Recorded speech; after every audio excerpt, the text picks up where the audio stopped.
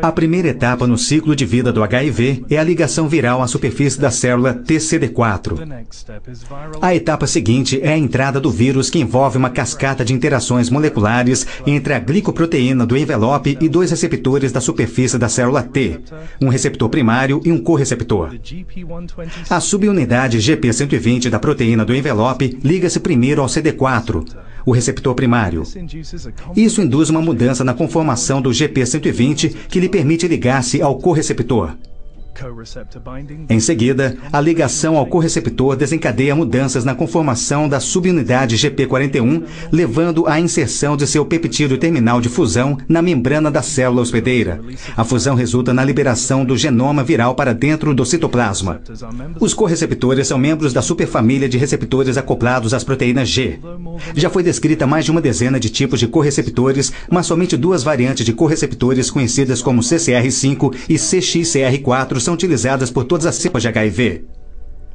O conceito de que os correceptores desempenham um papel decisivo na doença causada pelo HIV tornou-se evidente quando da descoberta, em 1996, de uma mutação ou variante comum do gene que codifica o CCR5, conhecida como delta 32. Essa variante genética do CCR5 resulta na produção de correceptores CCR5 não funcionais.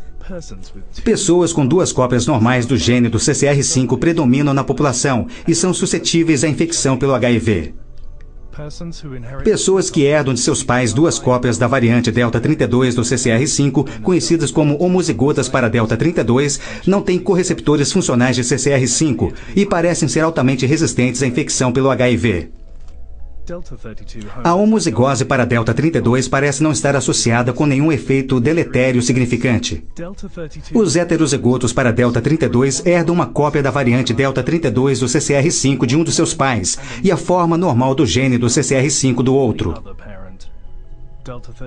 Heterozigotos para delta 32 podem ser infectados pelo HIV, mas a evolução da doença é significativamente retardada em comparação com pessoas que têm duas cópias normais do gene do CCR5. Para ser eficaz, um antagonista de correceptor tem de ser direcionado para um correceptor específico. Um antagonista de correceptor CCR5, por exemplo, funciona ligando-se especificamente à molécula do correceptor CCR5. O correceptor ligado fica bloqueado para ligar-se à subunidade viral GP120, o que impede as mudanças de conformação do GP41, o que impede a entrada da partícula viral. Uma partícula de HIV incapaz de entrar na célula T não pode infectá-la e não pode replicar-se. Cepas diferentes de HIV variam quanto à sua capacidade de usar os principais correceptores para conseguir entrar na célula hospedeira. Algumas cepas de HIV usam somente o correceptor CCR5, algumas somente o correceptor CXCR4, enquanto outros vírus conhecidos como de tropismo duplo usam ambos. Um indivíduo infectado pelo HIV pode ter vírus que usam somente o CCR5, vírus que usam somente o CXCR4 ou uma mistura de vírus que usam o CCR5, o CXCR4 e com tropismo duplo. Na fase inicial da infecção, o vírus que usa o CCR5 predomina na maioria dos pacientes. Na fase tardia da infecção, surgem frequentemente cepas de HIV capazes de usar o CXCR4. Ao contrário dos inibidores de transcriptase reversa e de proteases que operam dentro da célula infectada, os antagonistas de correceptor funcionam somente fora da célula hospedeira. Por isso, os antagonistas de correceptor são classificados como inibidores de entrada.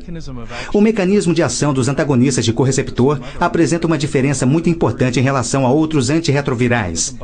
Em vez de se ligar a proteínas virais, essa nova classe impede a replicação viral, ligando-se às células hospedeiras humanas, como as células T e os macrófagos.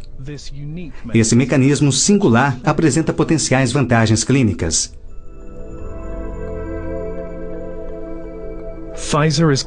A Pfizer tem o compromisso de desenvolver formulações seguras e eficazes para o tratamento da doença do HIV.